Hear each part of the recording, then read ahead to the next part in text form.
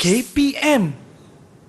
Assalamualaikum dan salam sejahtera penonton Didik TV KPM sekalian. Teruja hari ini saya bersiaran secara langsung. Akhirnya kembali bagi tahun 2022.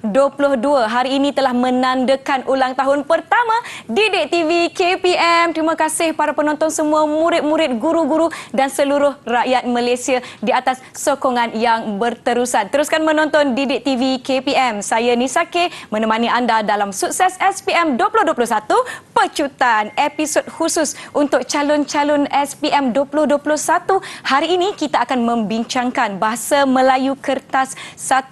Jadi calon-calon semua ada banyak teknik, ada banyak petua dan tips yang ingin kami kongsikan buat anda menjawab peperiksaan kelak. Baiklah, jom kita nak berkenalan dengan guru yang akan bersama-sama dengan kita hari ini. Kita tonton profil beliau.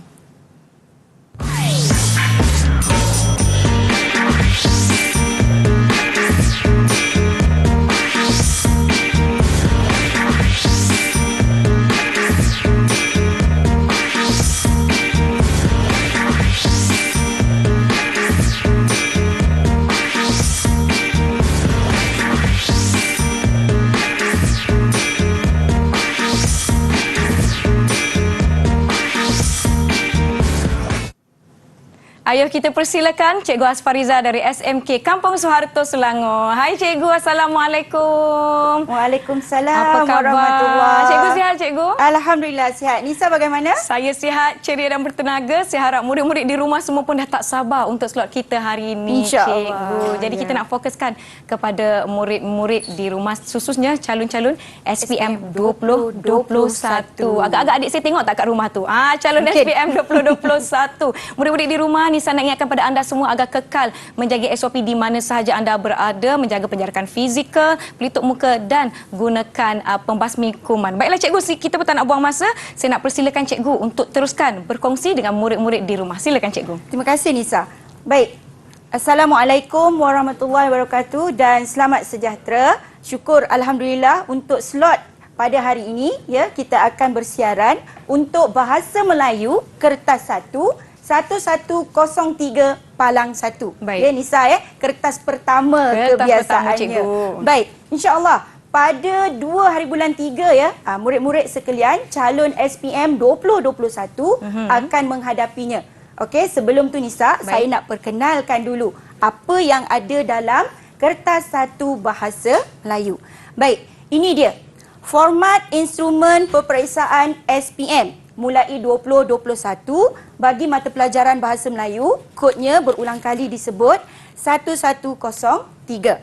Baik, untuk kertas 1 ya, murid-murid sekalian, kodnya ialah 1103 Palang 1. Ni bezanya ya. Tu dia.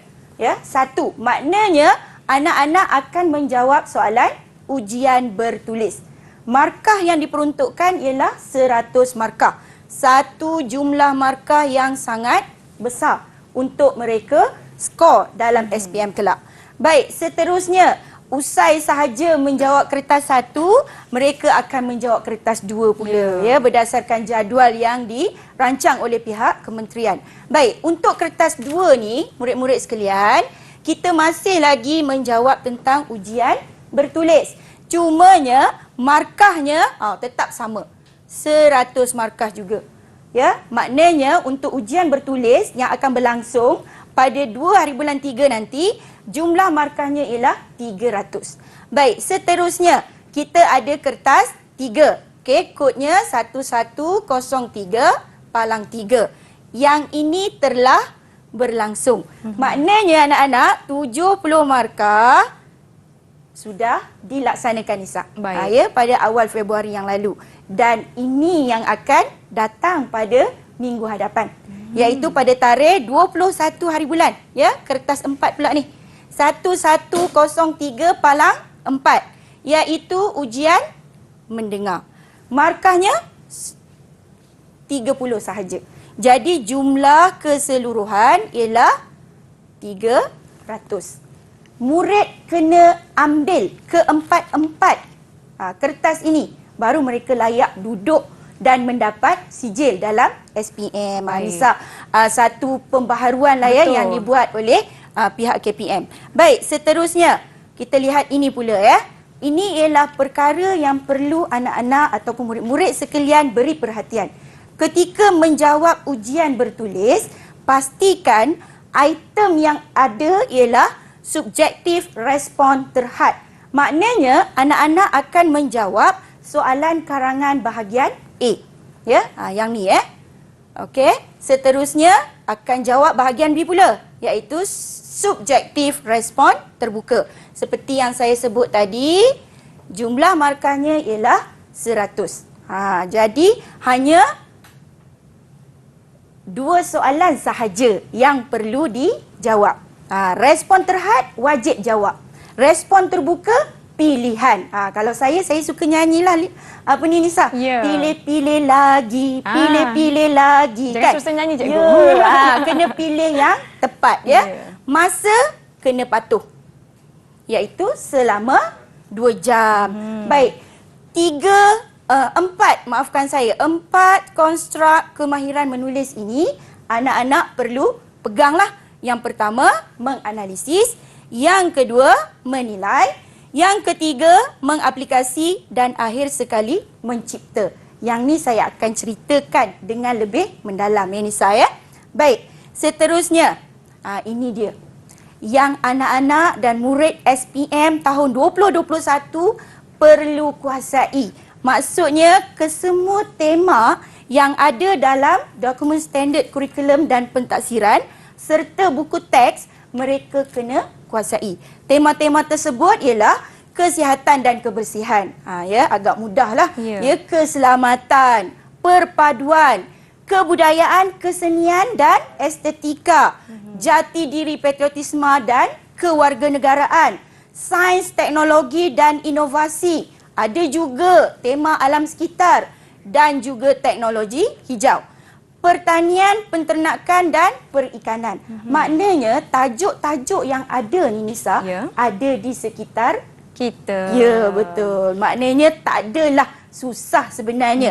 Apa yang perlu murid-murid laksanakan ialah kuasai serta ambil maklum dengan apa? Membaca. Sebab membaca jambatan ilmu. Baik, kita teruskan tema yang berikutnya. Ini lagilah ya.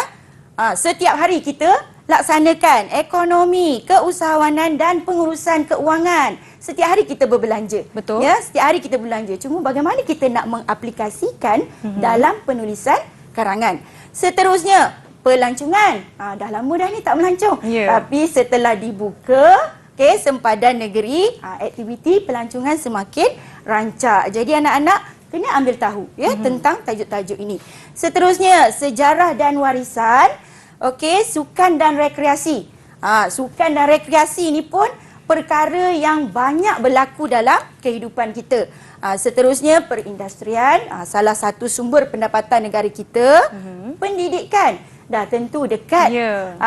Kan sekarang ni pun kita pun dalam saluran TV pendidikan. Baik, seterusnya bahasa dan kesusasteraan.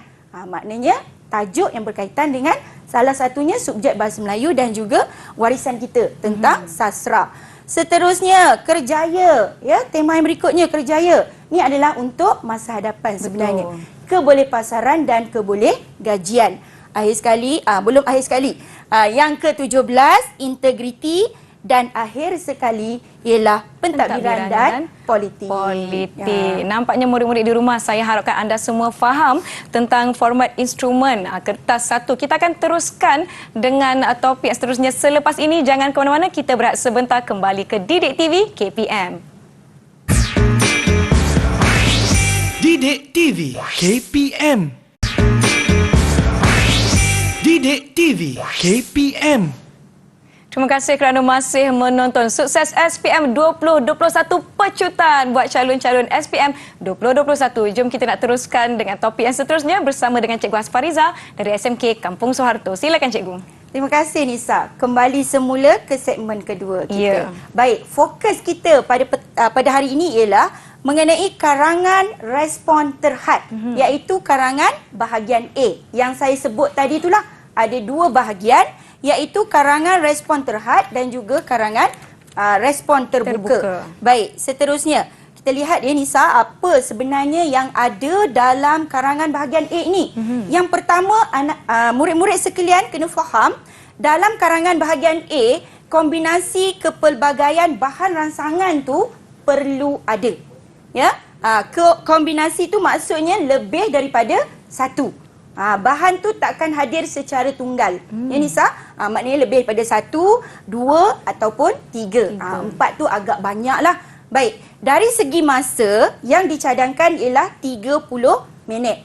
30 minit ini bersamaan dengan 30 markah. Maknanya murid-murid kena bijak merancang dari segi masa.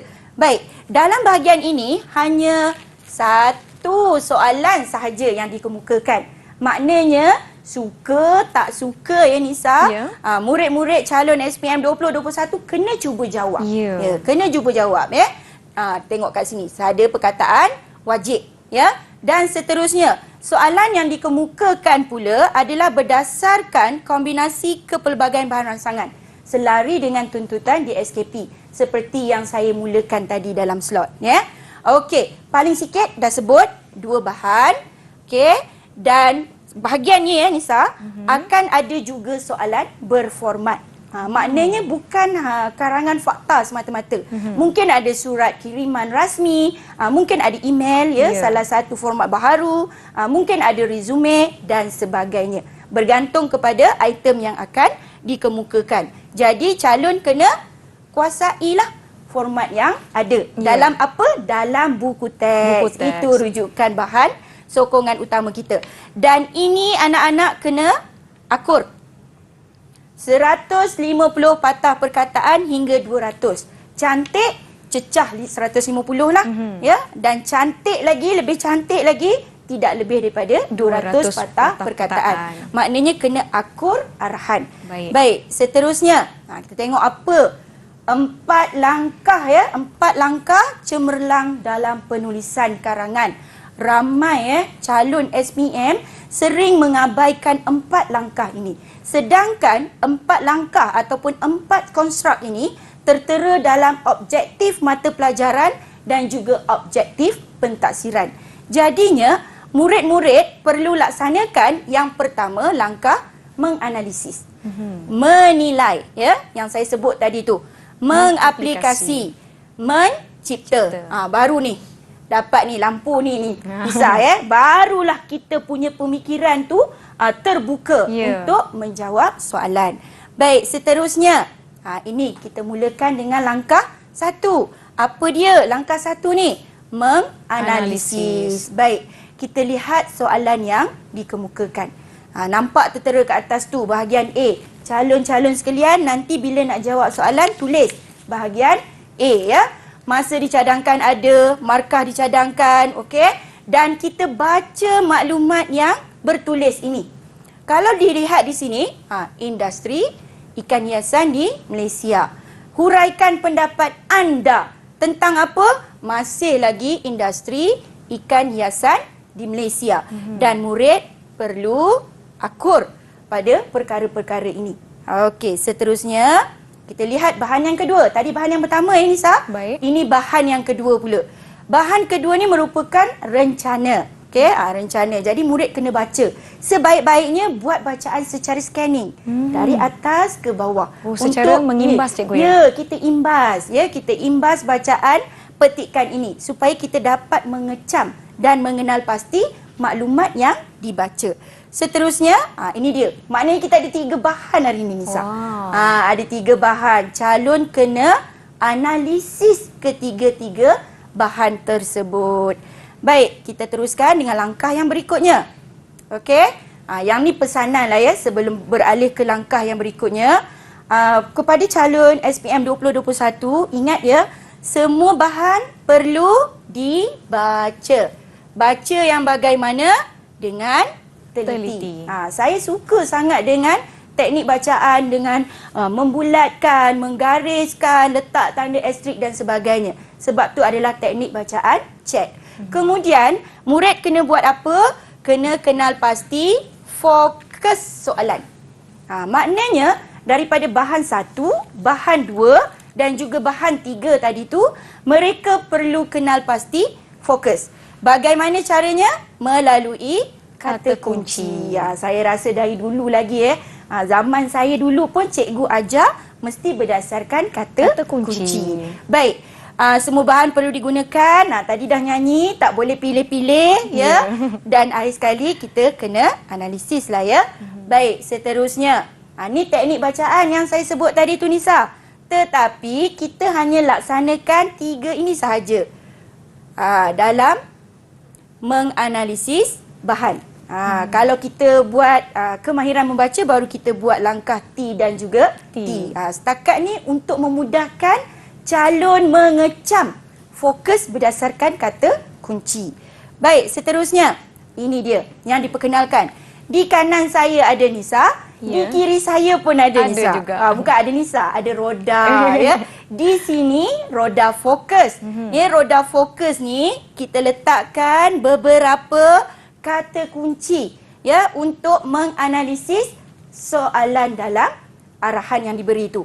Di sebelah sini pula merupakan ni dia namanya Lollipop Pukelang CJ. Okey, di sini calon akan kenal pasti fokus berdasarkan punca. Okey, kesan ataupun kekangan. Okey, langkah iaitu lang iaitu langkah. C ada 2. Kalau dalam matematik C kuasa 2 lah. Ya, ciri ataupun contoh. Dan J itu ialah jasa.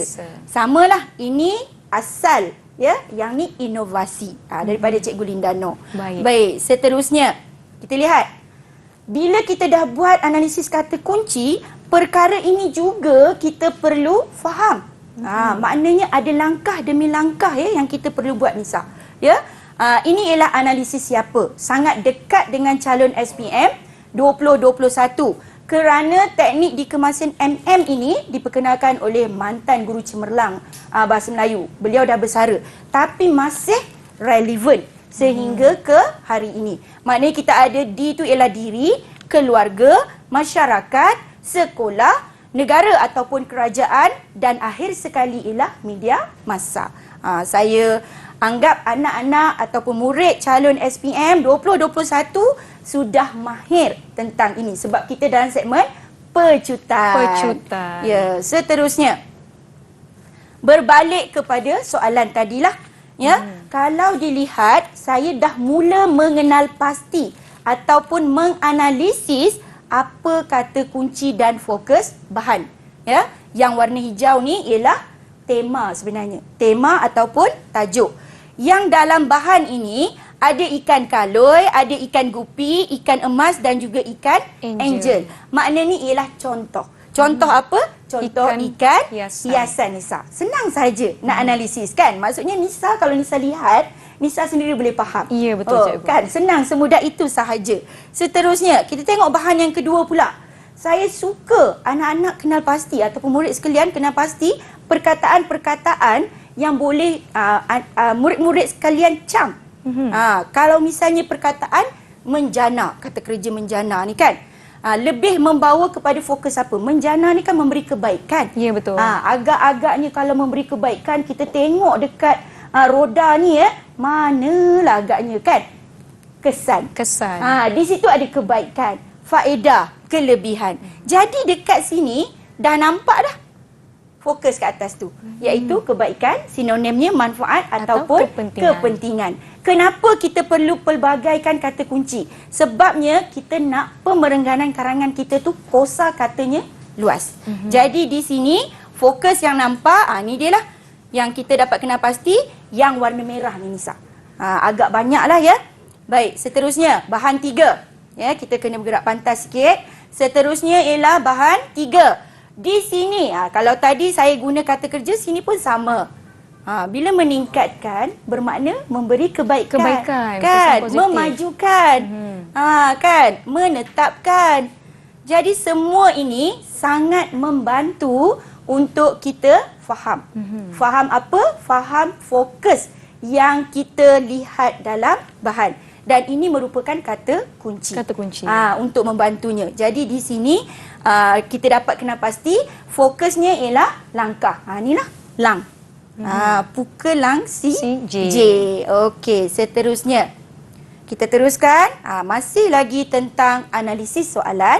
Saya sebenarnya murid-murid sekalian tak perlulah ikut apa yang saya tunjuk pada hari ini. Pegangannya ialah guru di sekolah. Ini hanyalah panduan. Dan ini nama saja berbeza ni tapi hasratnya sama. Betul. Yang pertama kita masukkan tema. Tugasan bahan 1 kita pindahkan contoh ikan hiasan. Bahan 2 kebaikan industri ikan hiasan. Jangan lupa tajuk ataupun tema tadi tu. Bahan 3 langkah memajukan ikan hiasan. Kenapa saya letakkan tema pada hujung ini? Supaya calon tidak keliru. Sebabnya kita nak menjawab kehendak soalan. Kena dengan tema Dan golongan sasaran di sini, jika nak nampakkan karangan kita tu jelas dan matang, kita letaklah pihak yang bertanggungjawab. Kalau di sini kita lihat pengusaha ikan lah. Takkan kita nak letak pengusaha keropok kan? Betul. Tak sesuai, tak tepat. Jadi kita letak pada golongan sasaran yang betul, tepat dan kena dengan situasi. Begitu juga dengan Jabatan Perikanan Malaysia. Baik, ini langkah 2, menilai Okey, kita nilai balik. Okey, berdasarkan bahan ini, apa sebenarnya yang kita nak fokus? Tadi Nisa saya dah sebut apa? Tak boleh pilih. Tak boleh pilih. Maksudnya ketiga-tiga ni kita boleh ambil. Tetapi maklumat dalam bahan kita boleh pilih. Itu sebenarnya yang murid-murid kena buat. Rata-rata murid keliru apa tahu? Menilai ni. Mereka tidak laksanakan proses menilai. Jadi dia hanya memindahkan maklumat, tak mengolah. Itu antara kesilapan yang sering dilakukan oleh calon. Baik, ini dia langkah yang ketiga. Langkah yang ketiga, kita kena mengaplikasikan langkah menganalisis dan juga langkah menilai tadi tu. Dah sebut bahan semua kena guna. Sekarang ni bila nak menulis Nisa, mesti ada ini, PIP. Ada pendahuluan, ada isi, ada penutup. Barulah pemerengganan karangan kita cantik.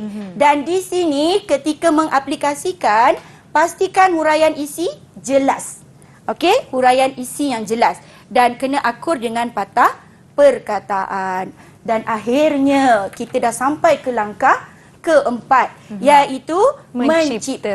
Jadi di sini Nisa, inilah perenggan pendahuluan yang dicadangkan. Saya tak tunjukkan teknik bagaimana nak bina ayat demi ayat, tetapi saya beri perkara asas. Kebiasaannya untuk pendahuluan, kita sebut tentang tema ataupun tajuk secara umum, ringkas.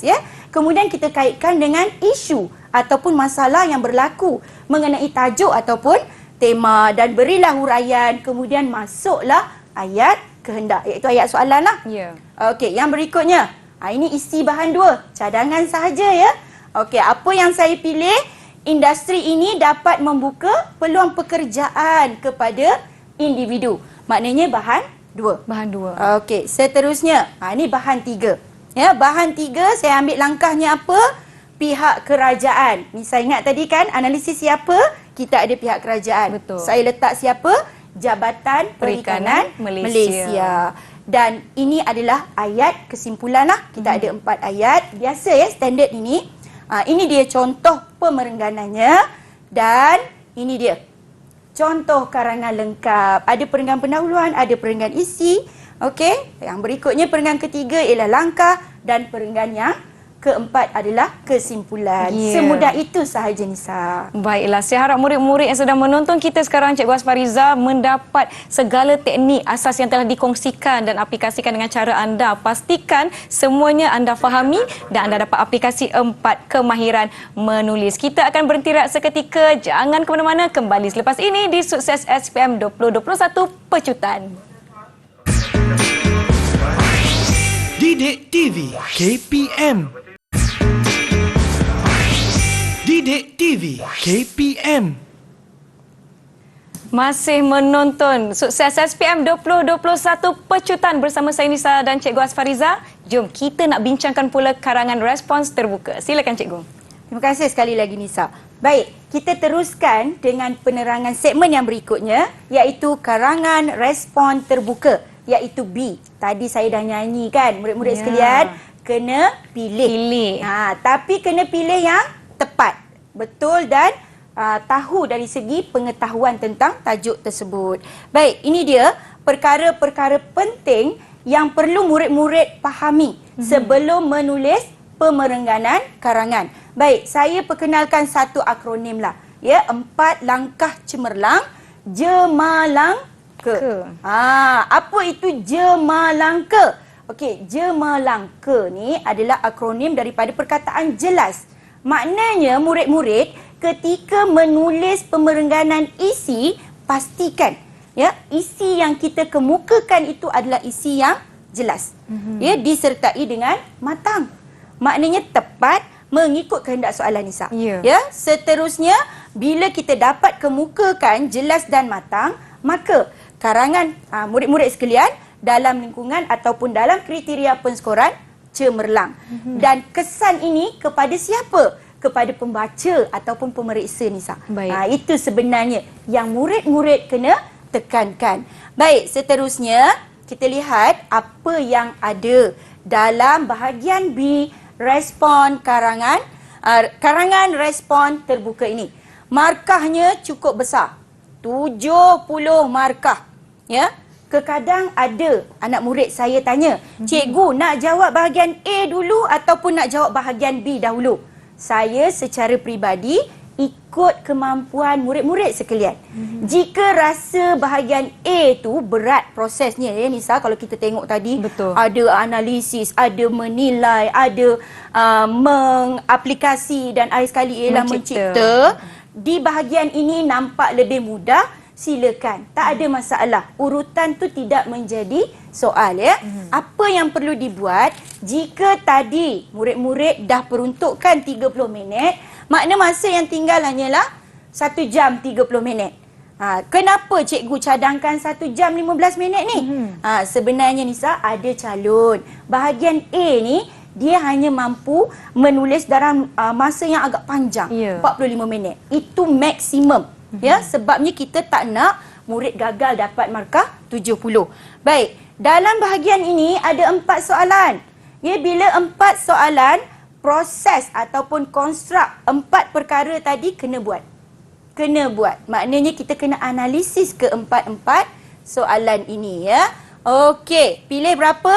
Pilih 1 sahaja. Kan? Saya suka analogikan ni, bahagian ni. Lelaki boleh kahwin 4, tapi agama sarankan 1 sahaja lebih baik kan. Jadi mudah nak ingat. Begitu juga dengan karangan format. Karangan format pun kita kena ambil tahu. Mungkin ada temu ramah, ada wawancara, ada ceramah ya, ada apa lagi? Laporan ya dan sebagainya. Jadi anak-anak murid-murid sekalian kena kuasai. Dan seterusnya ada berdasarkan domain. Tapi domain ini tidak dikemukakan. Nanti saya akan terangkan dengan lebih lanjutlah. Seterusnya, ini yang kena akur juga ni. Nak dapat karangan cemerlang, sebab kita jemerlang ke tadi tu kan Nisa kan, kena cecah 350. Ya?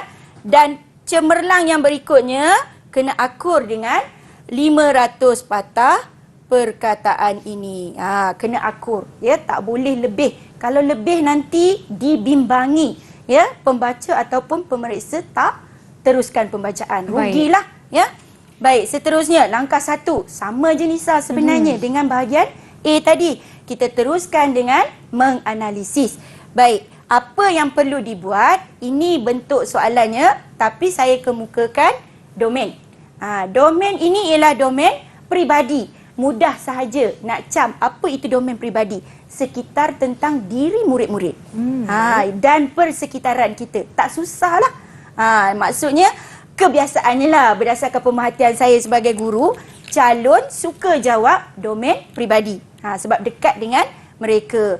Baik, tema yang saya pilih ialah sukan dan rekreasi. Kenapa soalan 2? Sebabnya soalan 1 tu domain yang lain. Jadi saya petik sahaja. Baik, murid-murid bila nak buat menganalisis soalan, kena baca. Sekali lagi Nisa, kena baca. Begitu juga anak-anak dan murid-murid di rumah. Ya, kena baca soalan dengan teliti. Dan ini bukannya soalan, ini ialah stimulus. Ya, stimulus yang dikemukakan dengan tujuan untuk membantu calon faham apa yang dikehendaki. Okey, setiap manusia mempunyai hobi. Betul. Saya ada hobi. Nisa ada hobi. Okey, seterusnya memenuhi minat dan mendapat keseronokan. Memang itu tujuan kita. Itu dah bagi idea dah tu. Kalau saya jadi calon, saya dah nampak dah. Wah, ini adalah mengenai hobi. Okey, seterusnya kita hurai lagi ya. Maklumat yang diberi di sini, ada hobi percuma, ada hobi yang memerlukan perbelanjaan. Kalau yang percuma biasanya kita tak perlu mengeluarkan kos kan. Kalau perbelanjaan, kalau suka ke gym kena bayarlah. Betul. Melainkan gym disediakan oleh pihak ataupun kawasan perumahan. Seterusnya, diberikan pula ya, aktiviti riadah ini mendatangkan kesan. Bolehlah nak bulat sambil-sambil. Apa kata-kata kunci yang kita dapat temui dalam stimulus berdasarkan ini tadi. Ni ada kesinambungan sebenarnya murid-murid sekalian. Ya, pukelang si J. Okey. Mendalam ya, kesan yang mendalam kerana hobi memastikan masa seseorang itu digunakan sebaiknya. Kalau di sini kita dah nampak fokusnya tau. Fokusnya apa? Kalau tengok kat sini dah ada dalam soalan. Walaupun tak baca lagi. Sebabnya manfaat sama. Cuba tengok kat sini. Kan? Kesan, kebaikan, faedah, kelebihan. Kesan positif, kepentingan, manfaat. Jadi murid-murid sekalian, biasa-biasakan diri untuk faham ya tentang roda fokus dan juga lollipop pukelang si J ni. Okey, seterusnya kita tengok apa yang ada lagi. Ini ialah stem. Ya, ini ialah stem. Okey, maknanya dipermudahkan daripada stimulus sebagai respon. Maknanya murid kena beri respon lah terhadap stimulus yang diberikan ini. Apa dia? Kena beritahu setiap individu, maknanya kita lah. Kan golongan sasaran siapa tadi tu? Ya. Kan yang saya tunjukkan tadi tu. Mempunyai hobi dan bermanfaat. Sekali lagi, kita boleh circle sebab teknik bacaan chat kan, bulat. Manfaat jika dilakukan secara betul dan berterusan. Ya, ada orang dia buat ada hobi tapi tak konsisten, tak berterusan. Jadi tak adalah manfaatnya. Dan seterusnya, ini ialah kehendak soalan lah. Jelaskan jenis hobi dan manfaatnya kepada diri sendiri. Kena dengan domain peribadilah. Baik, seterusnya roda fokus dan juga lollipop pukelang si J. Okey, ada dua kiri kanan saya. Kedua-dua ni inovasi yang sangat baiklah, memudahkan anak-anak dan juga murid-murid sekalian untuk faham. Ini pun saya tunjukkan sepintas lalu sahaja sebab saya nak tunjukkan pemerengganan jelas dan matang. Baik, ini dia. Kita macam biasa, kita akan laksanakan analisis soalan. Seperti yang saya sebut tadi, saya gunakan analisis berdasarkan TTG, iaitu tema, tugasan dan juga golongan sasaran yang merujuk kepada siapa. Dan ini hasilnya, iaitu tema ataupun tajuk kita ialah hobi. Tugasannya ialah jenis hobi. Ingat ya, kena sebut jenis hobi dan manfaatnya.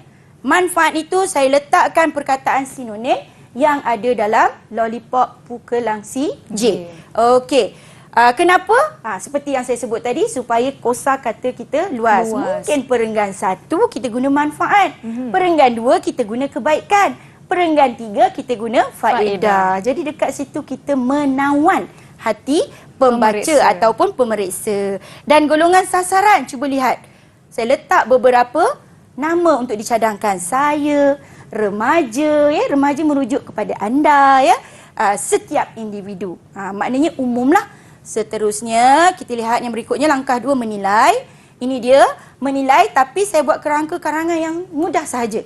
Sebab nak memberi gambaran kepada calon supaya laksanakan langkah ini. Ya. Baik, seterusnya untuk langkah 3 dan langkah 4, iaitu mengaplikasi dan juga mencipta. Sekarang ni kita nak aplikasikan semua yang kita pelajari tadi. Baik, di sini saya tunjukkan contoh perenggan pendahuluan berdasarkan nama saya. Ini adalah inovasi di kelas saya. Tak semestinya ikut ya, tetapi murid-murid saya nak cadangkan perkara-perkara ini yang di sebelah kanan ni, kita tentang isu ya, berilah sedikit tentang fakta ataupun tema yang kita bincangkan. Kemudian kita beri huraian dengan rancakkan perbincangan mengenai tajuk dan juga tema ya. Kemudian kita kemukakan isu semasa. Apa yang berlaku dalam Malaysia ni berkaitan dengan hobi. Dan kemudian barulah kita kaitkan dengan kehendak soalan. Itu yang paling pentinglah. Baik, ini contohnya. Ya, kalau dilihat, ini adalah pemerengganan sekitar 100 patah perkataan yang terangkum berdasarkan ayat ataupun teknik Aspariza tadi itulah. Baik. Ya, jadi nanti bila murid-murid lihat berkali-kali, sebab kita ada siaran melalui YouTube selepas ini kan, boleh rujuk dan bolehlah SS selalunya anak murid saya selalu sebutkan screenshot ataupun print screen dengan izin tangkap layar kan. Ya, tangkap layar dalam bahasa Melayunya. Baik, kita teruskan. Okey, untuk perenggan isi. Ya, perenggan isi pastikan ada 5 ayat ini. Yang pertama ayat topik, ayat huraian, ayat contoh dan juga ayat kesan serta ayat penegasan. Maknanya kelima-lima ayat ini penting dalam penulisan pemerengganan isi. Cuma bezanya Nisa dan murid-murid sekalian, dalam bahagian A 4 ayat sahaja. Dalam bahagian B 5 ayat. Itu bezanya. Sama ada ambil ayat topik, ayat huraian, ayat contoh, ayat kesan atau kita ambil ayat penegasan. Tetapi bahagian B kelima-lima ayat perlu ada. Baru matang. Seterusnya, ini dia. Ini antara contoh lah ya. Murid-murid sekalian, contoh penulisan ada 5 ayat. Tetapi tak nampak jelas. Tak nampak matang. Saya baca sikit ya. Hobi yang bermanfaat ialah mengarang. Betul lah. Dia dah nyatakan ayat topiknya. Kemudian dia bagi huraian. Hobi ni bukanlah mudah kerana memerlukan pengetahuan tentang penulisan. Memang betul. Murid yang tak ada ilmu pengetahuan tak boleh menulis ataupun mengarang. Seterusnya, contoh apa? Dia kena kuasai pelbagai aspek penulisan. Apa akibat ataupun impaknya? Okey, mereka dapat menambah ilmu pengetahuan. Jadi dia buatlah ayat penegasan. Cukup 5 ayat. Tetapi jemalangkanya tu tak nampak. Tak nampak ya. Jadi kita lihat perenggan ini. Hobi yang bermanfaat ialah mengarang. Sama, ayat topik. Huraian. Memerlukan pengetahuan yang mendalam tentang sesuatu penulisan. Sama. Tetapi contoh saya tambahkan. Cuba murid-murid sekalian lihat. Yang warna kuning ni.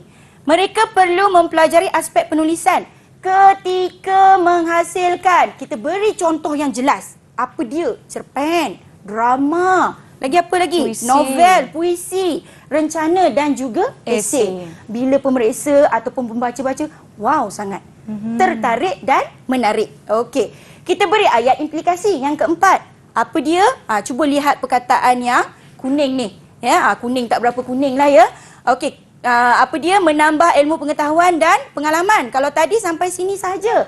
Nak nampakkan jelas dengan matang, apa dia? Ketika menyertai pelbagai pertandingan. Peringkat apa? Sebut sekolah, daerah, negeri dan kebangsaan. Malah sehingga peringkat antarabangsa. Jadi kita boleh kukuhkan ayat kesan tu dengan pencapaian markah dalam pentaksiran aktiviti co-curriculum, iaitu pentaksiran aktiviti jasmani, sukan dan kurikulum. Okey, seterusnya kita buatlah ayat penegasan. Okey, ini dia yang berikutnya, perenggan penutupan. Saya gunakan teknik kecumgah. Ya, ayat kesimpulan, ayat cadangan, ungkapan menarik, golongan sasaran dan juga ayat harapan. Okey, ini pemerengganannya. Ini dia, sepanjang ini sahaja.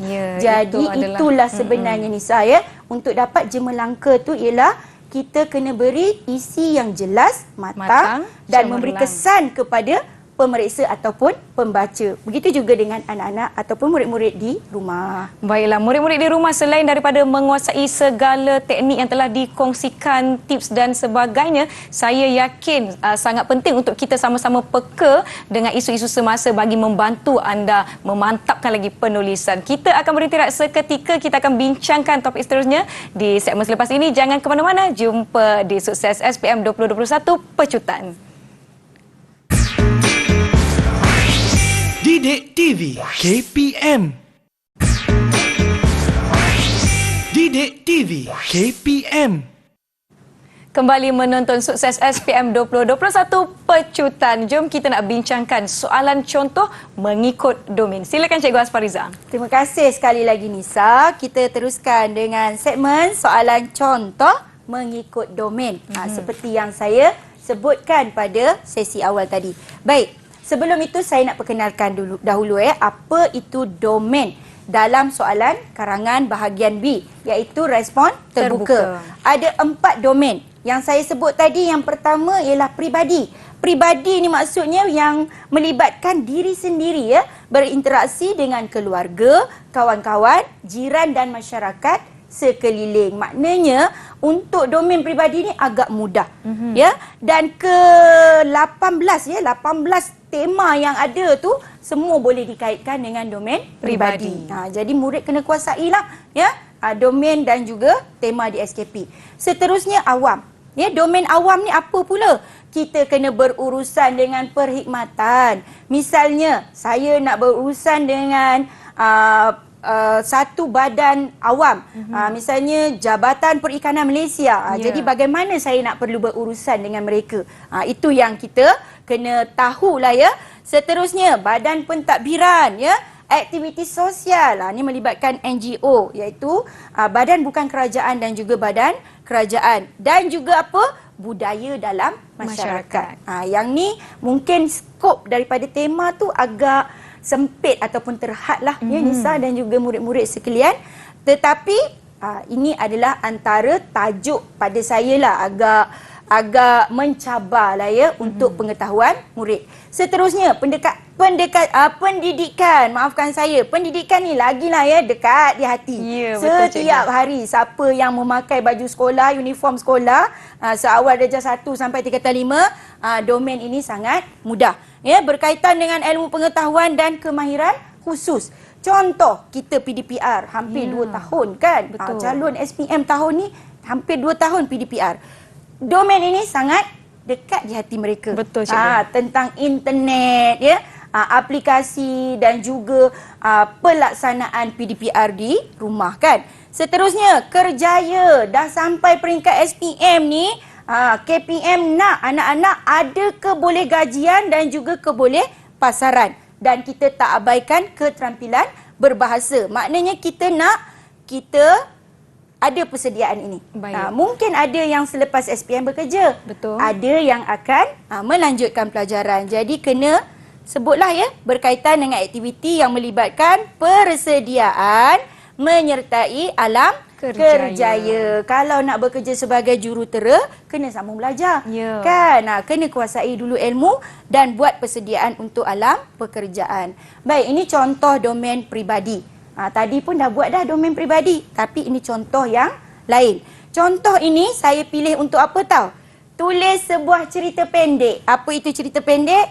Cerpen. Nisa ingat kan? Nisa minat tak dengan cerpen ni? Sangat minat. Sangat minat, ya. Okey.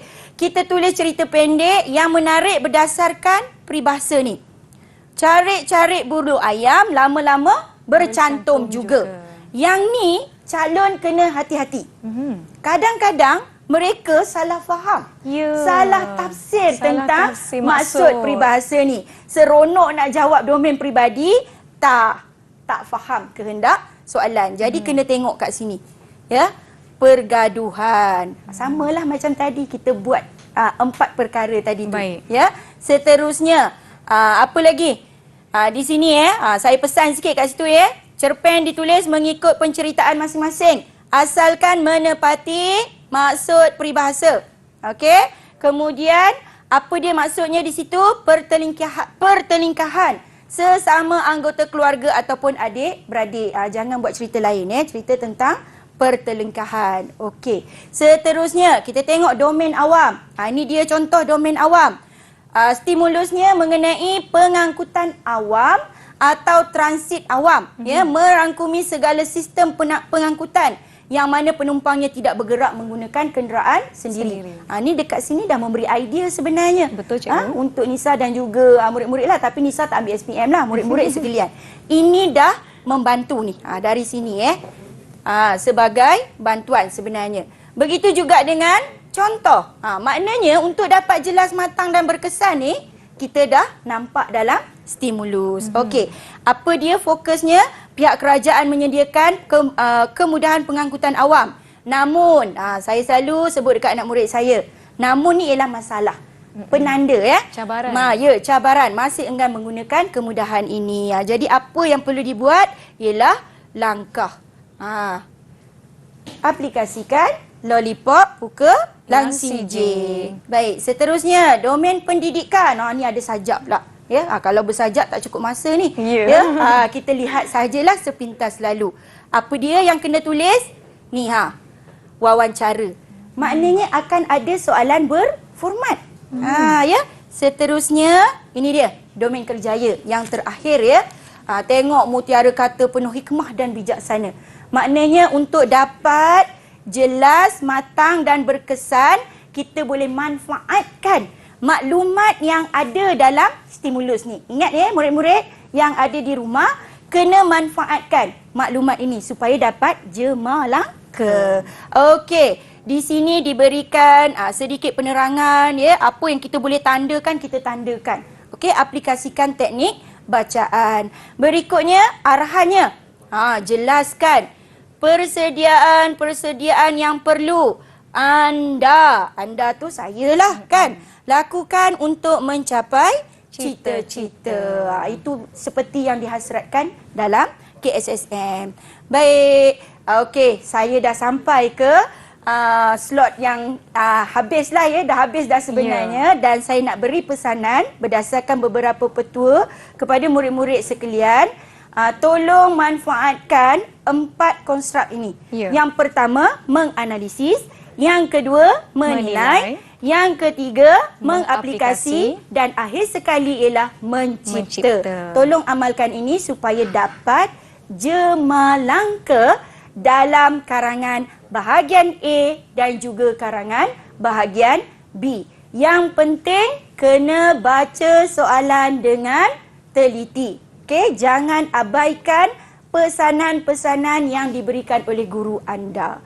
Baik, silakan Nisa. Terima kasih cikgu. Saya pula yang macam nak ambil SPM dekat sini cikgu. Saya harapkan murid-murid di rumah dapat segala tips, pesanan dan juga perkongsian yang telah dilakukan oleh Cikgu Hasfariza dari SMK Kampung Soeharto Selangor. Adakah pula ada cikgu? Adalah patutnya ataupun wajiblah kita menguasai tema, kita memahami format dan juga menggunakan teknik yang betul untuk mencapai jemalangka. Ya, betul. Penulisan yang jelas, matang, cemerlang dan berkesan. Saya ingin mengucapkan terima kasih kepada para penonton. Sedikit cikgu, ucapan untuk calon-calon SPM 2021. Hampir 2 tahun ni mereka menunggu. Ya, betul.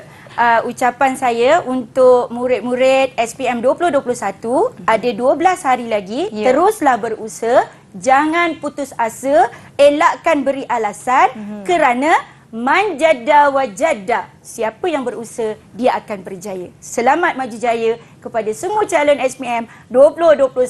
Meremang cikgu yang kat depan ni bila dengar tarikh keramat 2 hari bulan 3 itu. Baiklah, terima kasih sekali lagi Cikgu Hasfariza dari SMK Kampung Soeharto Selangor. Terima kasih penonton yang sedang menonton Didik TV KPM. Diharapkan hari ini banyak perkara yang anda dapatkan dan dapat lengkapkan diri anda untuk menjawab peperiksaan kelak. Saya ucapkan selamat maju jaya buat calon-calon SPM 2021. Teruskan menonton Didik TV KPM. Saya Nisa K. Jumpa lagi.